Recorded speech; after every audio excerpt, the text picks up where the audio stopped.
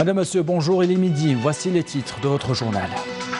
Un hommage national historique pour le général de corps d'armée Ahmed Gaïd Salah, vice-ministre de la Défense nationale, chef d'état-major de l'armée nationale populaire. Dans ce journal, nous revenons sur l'hommage rendu par le président de la République Abdelmajid Tebboune. Nous revenons également sur l'hommage rendu par les Algériens en Algérie et à l'étranger.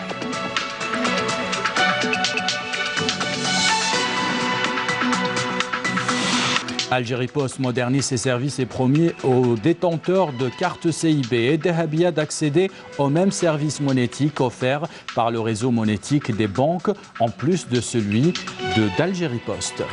Développement local dans ce journal, nous vous emmenons dans la wilaya de Taraf pour découvrir le programme de développement des zones frontalières. Et puis les matchs de Coupe d'Algérie reprennent, 64 équipes prendront part à la 32e de finale. Les images dans ce journal.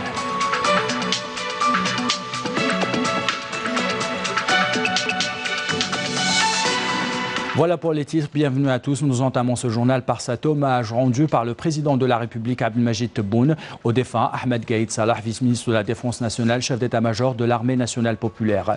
Dans un message adressé aux Algériens, le président de la République dira que le moujahid Ahmed Gaïd Salah est au rang des valeureux chouhada qu'il a côtoyés dans sa jeunesse et avec lesquels il s'est abreuvé de l'école du nationalisme authentique, s'imprégnant des nobles valeurs novembristes éternelles. Une foule immense avait marché derrière le cortège funèbre du moujahid pour l'accompagner à sa dernière demeure, Karim Haïfa.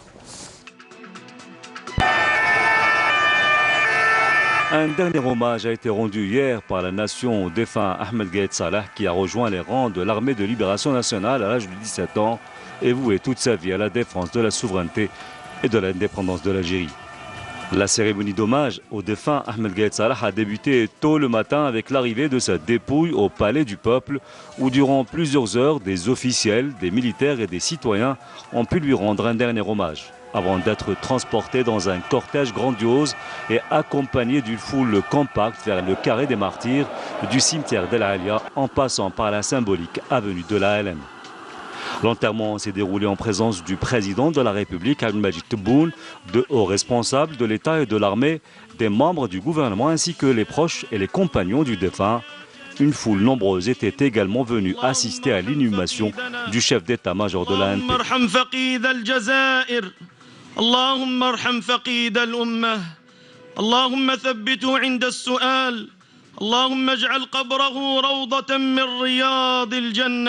La cérémonie s'est terminée par la remise de l'emblème national qui couvrait le cercueil à l'un des fils du défunt Ahmed Gaïd Salah par le président de la République Abdelmajid Tebboune.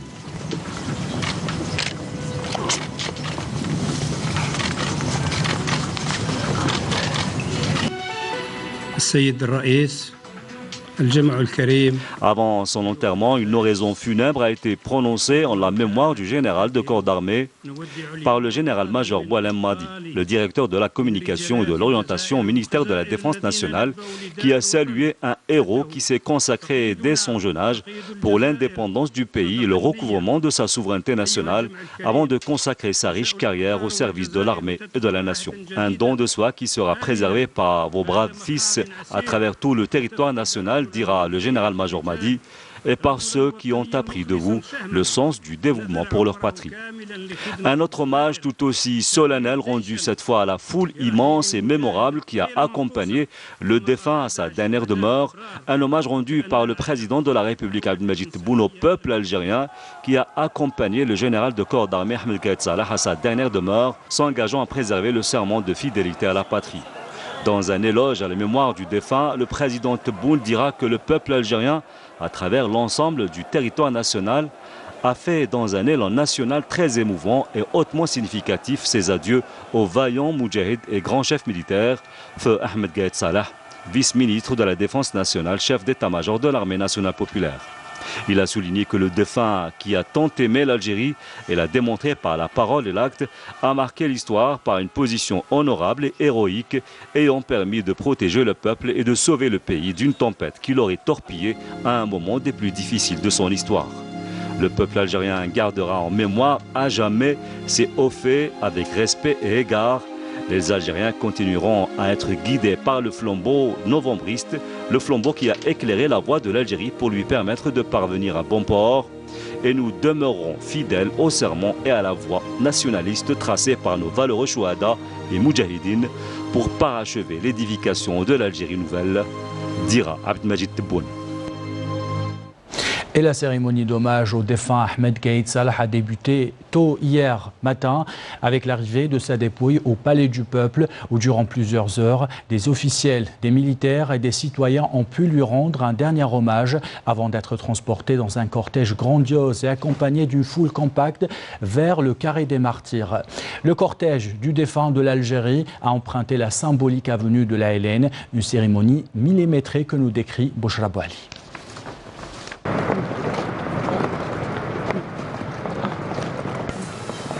Porté par plusieurs officiers, marchant au pas, le cercueil en bois du défunt quitte avant même la levée du jour l'hôpital central de l'armée de Ain Nadja, où il a été transféré dimanche suite à un arrêt cardiaque à l'âge de 79 ans.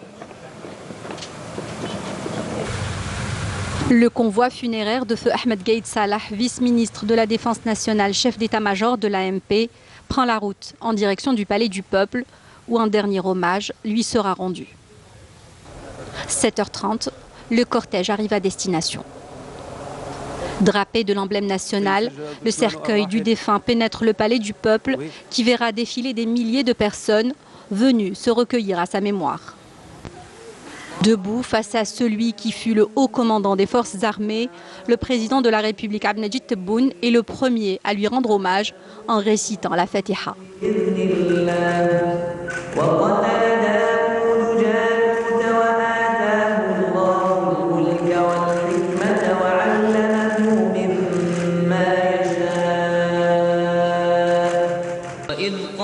De hauts responsables de l'État et de l'armée, des membres du gouvernement, des personnalités politiques et historiques et surtout les proches du défunt se sont recueillis à sa mémoire.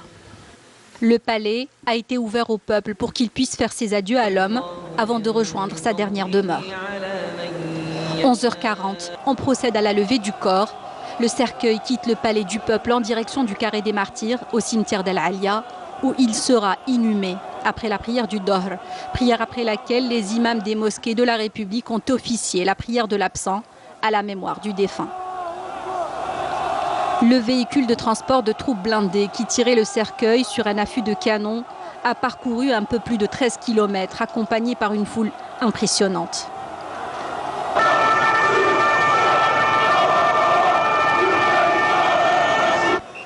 La procession funèbre qui a duré près de 2 heures est passée par la place Addis Abeba, l'avenue de l'Indépendance, la place du 1er mai et l'avenue de la Hélène pour rejoindre le cimetière d'Al Alia. Des images impressionnantes. La prière de l'absent pour l'âme du défunt Moujahid Ahmed Gaïd Salah, général de corps d'armée, vice-ministre de la Défense nationale, chef d'état-major de l'armée nationale populaire, a été accompli hier à travers tout le territoire national, comme on peut le voir sur ces images.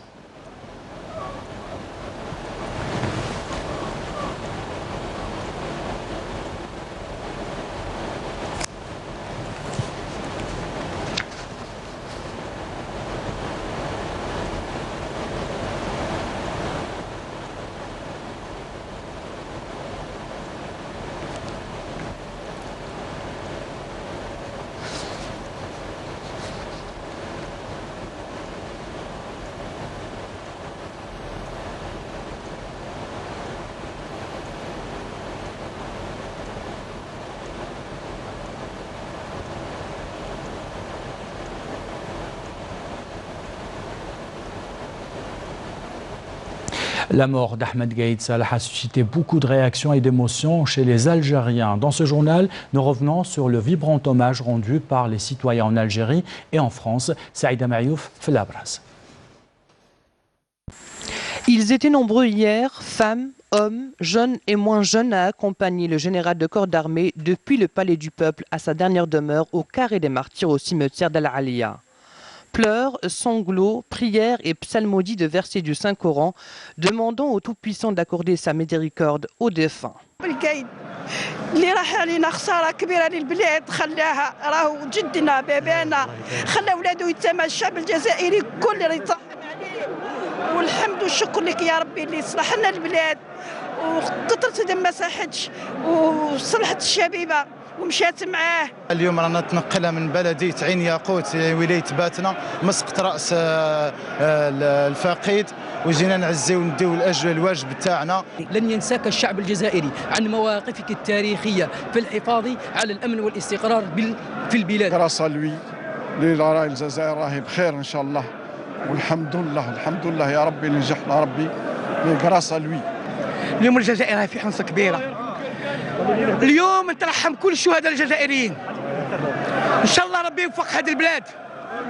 انا كلمه اللي قالها وقعدت، كلمه اللي قالها قال لك خليت البلاد في يد امينه، قال لك خليت البلاد في يد امينه. De l'autre côté de la Méditerranée, ils étaient aussi nombreux à manifester leurs vives émotions quant à cette perte d'un grand homme de l'Algérie. C'est avec une grande tristesse qu'on apprend quand même le décès de notre compagnon, ex-chef d'état-major des armées Gaïd Salah, qui nous a vraiment accompagnés pendant tout le long du processus. Et franchement, son décès, sa perte est une véritable perte pour l'Algérie. C'est l'un des pères de la nation quand même. Il a servi l'Algérie jusqu'au bout. Il est intervenu au grand moment où l'Algérie avait besoin de lui et a besoin de tous ses enfants. Le moindre qu'on puisse dire aujourd'hui, c'est qu'il a été jusqu'au bout de sa mission. Il a accompli sa mission envers sa nation, envers sa patrie. On est en deuil. Voilà. أنا بروحي راني قلبي راني وحق اكتب ربي راني حزين. C'est un grand homme, il a fait des choses, il est arrivé رب العالمين وصلوا للمرغوب تاعو، وصلوا تما وين les élections sont bien passées. Et aujourd'hui on a un président. الله يرحمه ويوسع عليه، وان شاء الله يكون من اهل الجنه ان شاء الله. احنا ندعو له غير دعاوي الخير، وهو خدم في الجزائر، دار في الجزائر، وهضر على لي زالجيريان قال لهم اون غوت دو سون ما تطيحش لازم تقعد. وهو بنا كاع بريسك لي فرونتيير كاع بناهم، كاع المجاهدين لي جون كي زابيت لابا كاع دار لهم حوايج مليحه، واليوم ان شاء الله ربي يكون من اهل الجنه. C'est avec une immense tristesse que nous avons appris le décès de général-major M. Gaïd Salah, ce monsieur avec un grand H nous a vraiment accompagnés dans le processus électoral. Et si nous avons réussi notre mission, c'est en grande partie grâce à lui. Ainsi, les citoyens ont manifesté leur reconnaissance au général de corps d'armée Ahmed Gaïd Salah, vice-ministre de la Défense nationale, chef d'état-major de l'armée nationale populaire, pour les efforts consentis pour que l'Algérie reste debout. Voilà ce qu'on pouvait dire sur cet hommage national rendu au général de corps d'armée Ahmed Gaïd Salah. Le président de la République, Abdelmajid Tebboune, a adressé hier un message de condoléances à la famille de l'ambassadeur de l'Algérie au Mexique, Rabah Hadid, décédé en activité. Dans son message de condoléances, Abdelmajid Tebboune a salué la bonté et les grandes qualités professionnelles du défunt, le qualifiant de modèle à suivre, à l'exemple et d'exemple de don de soi et d'abnégation. Le président de la République a imploré dans son message le Tout-Puissant d'entourer le défunt de sa sainte miséricorde et de l'accueillir dans son vaste paradis aux côtés de ceux qu'il a gratifiés de ses bienfaits et entourés de sa grâce éternelle. La 28e foire de la production nationale se poursuit jusqu'au 30 décembre 2019 sous le slogan Algérie, économie diversifiée, innovante et compétitive au Palais des Expositions d'Alger. Pour rappel, l'événement économique avait été inauguré dimanche dernier par le président de la République Abdelmajid Tebboune en présence des membres du gouvernement. Le président avait annoncé une série de mesures et un ensemble de décisions dont la création d'un département ministériel dédié aux start-up et à la micro-entreprise ainsi que des incubateurs dans toutes les grandes villes du pays.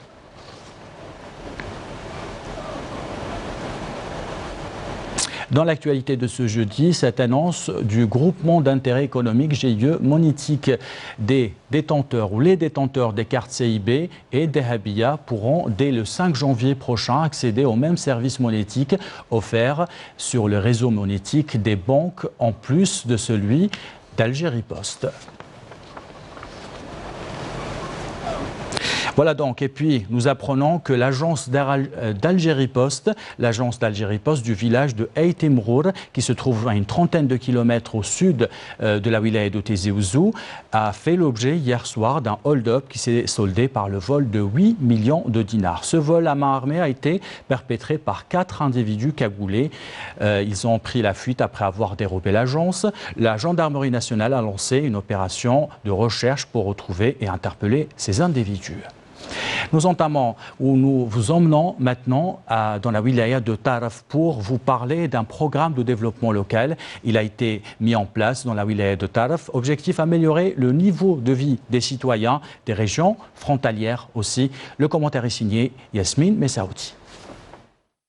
Dans la wilaya de Taraf, les 3/4 des citoyens habitent dans des zones frontalières. Un programme de développement local a été mis en place afin d'offrir aux habitants de ces régions toutes les facilités. 350 habitations ont pu bénéficier d'un raccordement au gaz de ville et 250 d'un raccordement au réseau électrique répartis à travers 3 communes. En ce qui concerne les zones frontalières qui sont de 8 communes, le raccordement au gaz de ville sera de 62% en 2020. En ce qui concerne l'électricité, plus de 86% sont couverts. Ce taux atteindra les 87% à la fin de l'année 2020. Ces communes ont également été dotées de nouvelles canalisations d'eau potable afin d'améliorer l'approvisionnement quotidien. Nous souffrons du manque d'eau en été surtout. Nous pallions à ce manque en se ressourçant du puits et cela dure depuis 6 années. Mais à présent, alhamdoulilah, grâce à ce projet, c'est un problème réglé. Des aménagements modernes, des services administratifs ainsi que des lieux de divertissement s'ajoutent au programme de développement local de ces régions. Des projets dans le but d'améliorer la qualité de vie des habitants des zones frontalières, mais aussi pour leur offrir toutes les commodités dont ils ont besoin.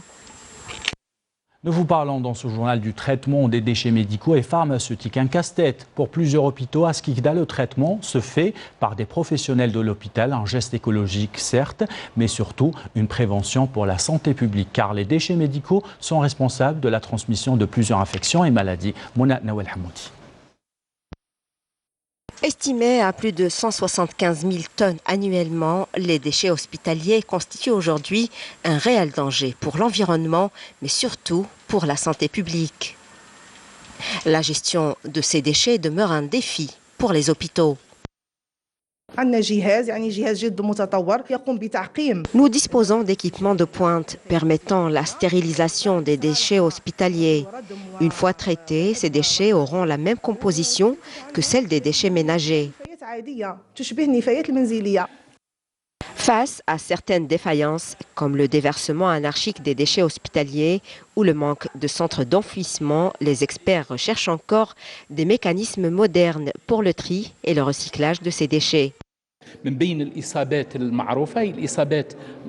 La mauvaise élimination des déchets hospitaliers peut exposer à plusieurs infections dangereuses. Ces déchets peuvent être toxiques ou radioactifs. Ils peuvent contenir des micro-organismes dangereux et résistants. Il existe également un risque d'intoxication qui touche les cellules souches et peuvent causer des cancers ou atteindre des parties sensibles du corps humain.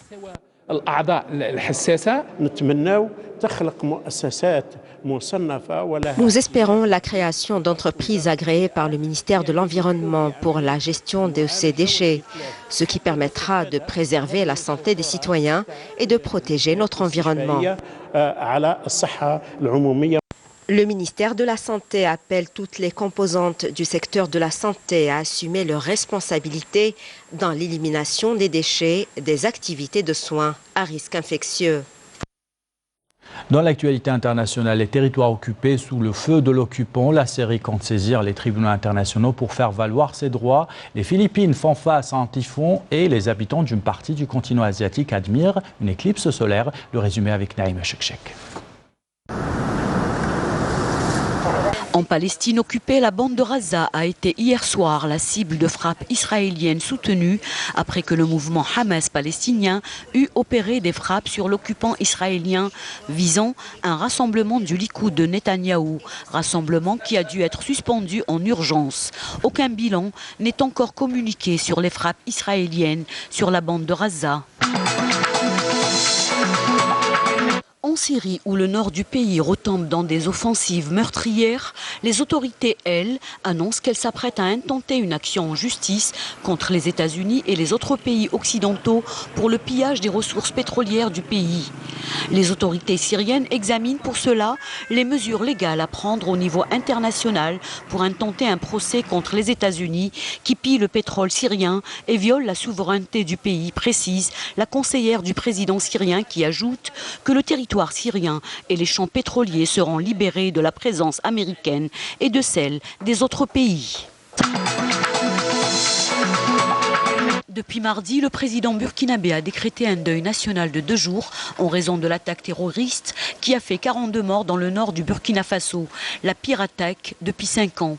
35 civils, dont 31 femmes et 7 militaires, ont été tués dans cette attaque menée près de la frontière avec le Mali. Le typhon Fonfon, qui balaye depuis hier les Philippines, a déjà fait au moins 16 morts et les nombreux touristes étrangers venus passer les fêtes de fin d'année sur l'île très touristique de Boracay demeurent coupés du monde. D'Arabie Saoudite à Oman, en passant par l'Inde et l'Asie du Sud-Est, de nombreux astronomes amateurs se sont rassemblés ce matin pour observer une belle éclipse de type cercle de feu.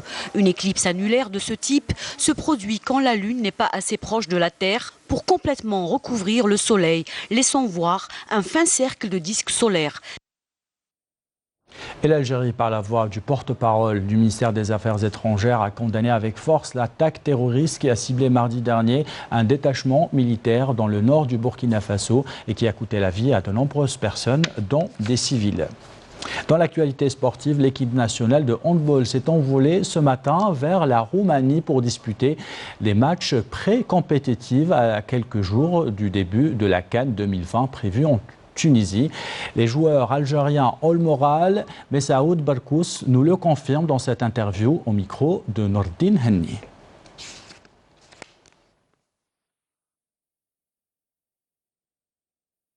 C'est très bien passé, on a joué 4 matchs, on a gagné 3 et on a perdu un match, c'était contre la Colombie.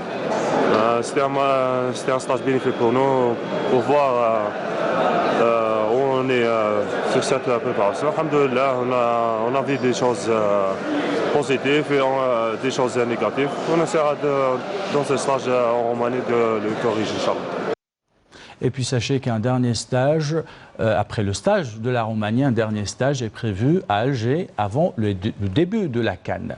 Et on termine ce journal avec du football. La Coupe d'Algérie reprend ses matchs. 64 équipes prendront part au 32e de finale qui se joueront du 26 décembre au 5 janvier. Un tour qui verra l'entrée en liste des clubs de Ligue 1. C'est Ahmed Bouraïb. La succession du Shabab Belouizdad dans Coupe d'Algérie est ouverte. Le tenant du trophée, le CRB, aura a priori une tâche facile sur le papier, avec un déplacement à Tirnif pour affronter l'équipe locale. La JSM Béjaïa, finaliste malheureux de l'édition précédente, n'aura pas la tâche facile en accueillant l'Entente de Sétif, recordman de l'épreuve avec 8 trophées et qui aura à cœur de se rendre justice puisqu'il avait été éliminé par les Béjaouis au stade des quarts de finale lors de la précédente édition. Le CS Constantine, qui vient de se séparer de son entraîneur Denis Lavagne, essaiera de se racheter de sa dernière défaite en championnat à domicile, en accueillant le NC Magra, une équipe capable du meilleur comme du pire. Le tirage au sort de l'épreuve populaire a donné lieu également à 2 autres affiches entre pensionnaires des 2 divisions. La JS Saoura, 9e au championnat de Ligue 1, sera opposée au Difat Ejnent, pensionnaire de la Ligue 2. Et l'Olympique de Mdia, leader de la même division, fera face au Mouloudia de Bdjaya relégable. Les autres matchs de ces 32e de finale verront les petits clubs défier les grosses écuries du championnat dans cette compétition populaire qui nous a toujours réservé des surprises. Voilà, c'est la fin de ce journal. L'équipe de la rédaction qui l'a préparé, l'équipe technique qui l'a réalisé, vous remercie de l'avoir suivi. En bas de votre écran, les adresses web pour le replay de vos programmes. Tout de suite, les nouvelles du ciel avec Kamel Laribi. Belle journée à tous.